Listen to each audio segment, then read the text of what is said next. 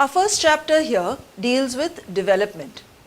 Now when we say countries are developed or developing countries or underdeveloped, so what are the main criteria or what are the main points based on which we classify these different countries? So the first is per capita income. How much does each person earn? Now per capita income will be calculated as total income. Income, the short form is Y, please note, not I. Okay, in economics, when we write I, it means investment. So the total income divided by population will give you the per capita income. That means the total income of a country. We see what is the GDP or the gross domestic product or the gross national product, and then divided by the population. So how much is available per person? Okay, so that gives us an idea whether we are developed or not. Second thing that we take into consideration is the health and education. More the people who are healthy, the lifespan is long, or the more people who do not die at a very young age because of certain disease or medical facilities not being available. So more the educated and more the healthy, we consider it as a sign of development. Overall human development. In this we also talk about human development in the sense what is their lifestyle. Use of energy. Naturally a developed country tends to use more energy.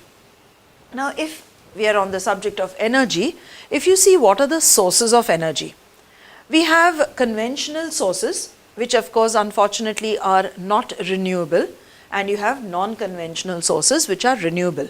It is always better to use non-conventional sources of energy. But right now most of the countries are using conventional energy, that is coal, petroleum, natural gas, electricity, diesel, wood, which one day or the other will diminish and finally finish because it does not get renewed very fast. It takes thousands and millions of years to renew. Non-conventional sources of energy is what we should use actually, because this continuously you get a supply of it.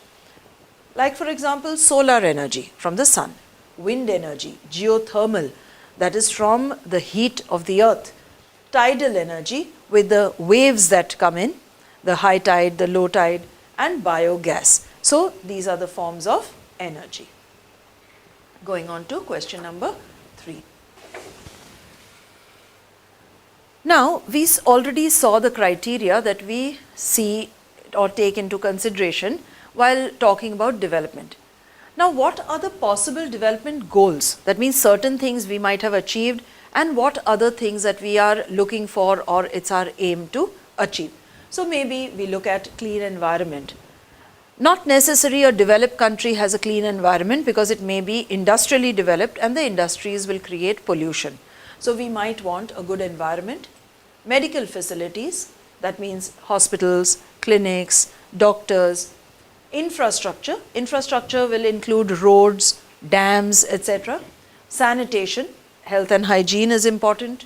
Markets which are available, transport and communication, law and order, because even if you're a developed country, if you always live in fear, so we also want a good defense system, police system, so that we can feel safe. So a good law and order system. Relatively even distribution of wealth. Now why did I say relatively even? It cannot happen that everyone has the same amount of wealth. Per capita income will differ, but marginal difference is fine. When there is lot of inequality, then that's not a good sign. So we might look at less inequality. Social security.